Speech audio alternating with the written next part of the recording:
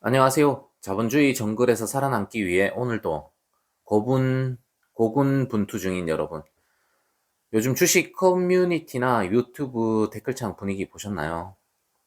얼마 전까지만 해도 구식이다, 성장성도 없는 노인네 주식이다 라며 조롱받던 SCHD, 슈드가 다시 살아났다는 이야기가 들불처럼 번지고 있습니다. 사실 저도 슈드를 보유하고는 있지만 메인 포트폴리오는 S&P 500과 나스닥 ETF, 기초로 한 커버트 콜이거든요. 저처럼 월급날 기계적으로 매수만 하자는 주요인 분들은 차트를 잘 안 보실 텐데, 저도 뒤늦게 차트를 보고 깜짝 놀랐습니다. 슈드가 소리 소문 없이 역사적 정고점 돌파를 하며 새로운 역사를 쓰고 있거든요. 비유하자면 이런 겁니다. 화려한 조명 아래서 춤추던 나스닥이라는 강남의 클럽 스타가 갑자기 전기가 끊겨 멈춰버린 사이 구석에서 묵묵히 자기가 할 일 하던 성실한 모범생 슈드가 전교 1등 성적표를 들고 나타난 격이죠.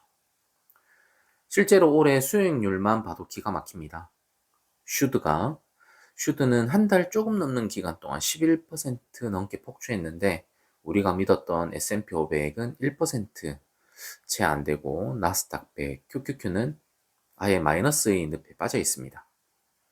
작년 이맘때와는 완전히 정반대의 상황이죠. 영원히 오르는 주식도 없고 영원히 내리는 주식도 없다. 주식시장의 격언을 슈드가 온몸으로 증명하고 있는 셈입니다. 지금 기술주 중심의 포트폴리오를 가진 분들은 아마 잠이 안 오실 겁니다. 지금이라도 이 곰뱅이 같은 기술주 던지고 팡팡 터지는 슈드로 갈아타야 하나? 이런 고민 밤잠 설쳐가며 하고 계시죠. 오늘 그 고민의 종지부를 찍어 드리겠습니다. 하지만 여러분, 시장 분위기가 바뀌었다고 해서 무작정 올라타는 건 가장 위험한 투자 방식입니다. 많은 분이 슈드를 하락장에서 내 계좌를 지켜줄 무적의 방패라고 생각하시는데 이건 반은 맞고 반은 틀린 이야기입니다. 데이터라는 차가운 메스를 들이대 볼까요? 우리 기억 속의 슈드는 늘 든든했지만 위기 순간에 배신한 적도 많습니다. 2020년 코로나 팬데믹 당시 S&P 500이 마이너스 32% 빠질 때 나스닥은 마이너스 28%로 선방했거든요. 그런데 방어력 좋다는 슈드는 얼마였을까요? 똑같이 마이너스 32%였습니다. 심지어 나스닥보다 더 많이 떨어졌죠. 작년 4월 관세 정쟁 때도 마찬가지였습니다. S&P 500이 마이너스 19%, 나스닥이 마이너스 23% 빠지는 동안 슈드도 마이너스 17%나 밀렸습니다. 셋 다 사이좋게 박살이 났다는 뜻입니다. 비유하자면 슈드는 모든 비바람을 막아주는 우산이 아닙니다. 비가 올 때가 아니라 특정한 바람이 불 때만 유리한 바람막이에 가깝습니다. 에너지나 필수 소비재 같은 건 전통적인 우량주들이 잘 나갈 때는 빛을 발하지만 시장 전체가 공포에 질려 현금을 회수하는 구간에서는 슈드도 주식이라는 태생적 한계를 벗어나지 못합니다. 특히 여러분이 조심해야 할 건 백테스트의 함정입니다. 1999년부터 지금까지 데이터를 보면 슈드의 수익률이 나스닥과 비슷해 보이죠. 이건 시점이 절묘하게 닷컴 버블 직전부터 시작됐기 때문입니다. 이른바 악마의 편집이죠. 닷컴 버블이라는 특수한 상황을 제외하고 20년 정도로 기간을 좁혀보면 슈드는 결코 나스닥의 폭발적인 성장세를 따라잡지 못했습니다. 우리는 인정해야 합니다. 슈드는 배당률이 3% 중반인 성숙기 기업들의 모임입니다. 주가 상승 탄력이 나스닥보다 낮은 건 결함이 아니라 태생적인 구조입니다. 왜 내 슈드는 나스닥만큼 안 올라라고 화를 내는 건 거북이한테 왜 토끼처럼 못 뛰냐고 다그치는 것과 같습니다. 자, 그럼 우리는 어떤 태도를 가져야 할까요? 정답은 간단합니다. 단기 수익률이라는 유행가에만 춤추지 말고 여러분만의 기대 수익률 가이드라인을 세우는 겁니다. 제가 세운 기준을 예로 들어보죠. 저는 각 ETF의 기대 수익률을 아주 보수적으로 잡습니다. 슈드는 연평균 7%, S&P 500은 연평균 10%, QQQ, 나스닥 100은 연평균 13%. 실제 지난 10년간 수익률은 이보다 훨씬 높습니다. 나스닥은 무려 연 20%에 육박했죠. 하지만 저는 계획을 짤 때 수익률을 반토막 냅니다. 왜일까요? 인생은 늘 최악의 시나리오를 대비해야 하기 때문입니다. 가령 여러분의 목표가 20년 후 15억의 자산을 만드는 것이라고 가정해 봅시다. 만약 여러분이 연평균 수익률 20%를 달성할 수 있다고 믿는다면 한 달에 단 50만 원만 투자해도 됩니다. 20년 뒤면 원금 1억 2천만 원이 15억 8천만 원이 되어 있을 테니까요. 꿈만 같은 이야기죠. 하지만 현실적으로 수익률이 10%로 떨어지면 어떻게 될까요? 똑같이 50만 원씩 투자했을 때 20년 뒤 여러분의 계좌는 3억 8천만 원밖에 남지 않습니다. 목표치 4분의 1도 안 되는 거죠. 15억이라는 목표를 달성하려면 매달 투자금을 200만 원으로 4배나 올려야 합니다. 수익률 10% 차이가 인생의 난이도를 결정짓는 겁니다.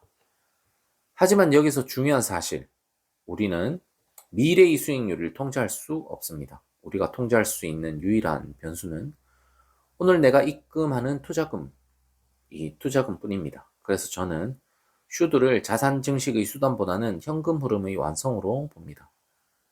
우리가 지난번에 공부했듯이 제 살 깎아먹는 커버드콜 상품들은 순자산 가치가 녹아내리며 결국 주가도 우하향할 위험이 큽니다. 하지만 슈드는 다릅니다. 기초자산이 되는 100개의 우량 기업이 돈을 벌어다 주고 그 이익을 바탕으로 배당을 줍니다. 즉, 순자산 가치가 계속 자라면서 열매도, 배당도 커지는 유일한 우량 배당 ETF라는 점이 핵심입니다.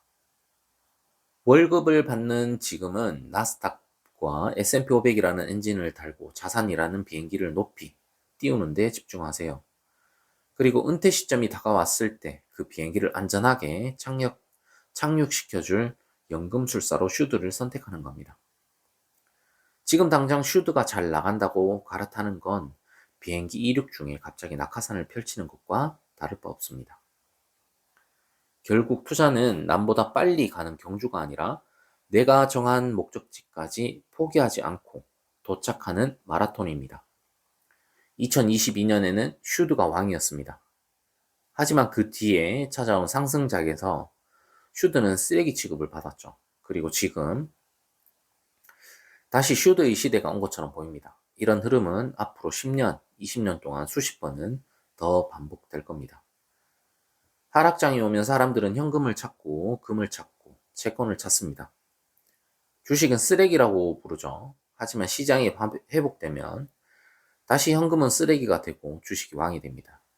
유행에 휩쓸려 중심을 잃으면 결국 여러분의 계좌만 너덜너덜해질 뿐입니다. 여러분, 나만의 투자 로드맵이 있으신가요? 나는 연 10% 수익률이면 충분해. 그러니 불을 메인으로 삼고 일부는 QQQ로 가속을 붙이고 나중에 슈드로 갈아탈 거야. 이런 명확한 기준이 있다면 오늘 나스닥이 마이너스 3% 빠지든 슈드가 정고점을 돌파하든 상관없습니다. 오히려 기술주가 조정을 받으면 어이구 세일 기간이구네, 세일 기간이네 하며 기분 좋게 추매할 수 있는 여유가 생깁니다. 수익률은 시장의 신이 내려주는 선물입니다. 우리가 할 일은 그저 더 벌고 덜 쓰고 더 많이 입금하는 것입니다. 저 역시 연평균 수익률 목표는 7에서 8%지만 시장이 좋아 수익이 더 나오면 운이 좋았네 하고 보너스처럼 즐길 뿐입니다. 절대 계획을 바꾸지 않습니다. 남과 비교하지 않으니 포모도 오지 않죠. 지금 어떤 ETF를 사야 할지 고민이 되시나요? 그 고민 이전에 내 인생에 필요한 돈은 얼마인가? 그리고 나는 어떤 변동성을 견딜 수 있는 사람인가?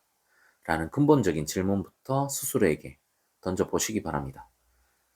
이 기준이 바로 서지 않는다면 어떤 명품 ETF를 가져다 줘도 여러분의 투자는 흔들릴 수밖에 없습니다. 오늘 영상이 여러분이 흔들리는 투자 이정표를 바로잡는 데 도움이 되었기를 바랍니다. 슈드의 정고점 돌파는 축하할 일이지만 그것이 여러분이 철학을 뒤흔드는 파도가 되게 하지는 마세요.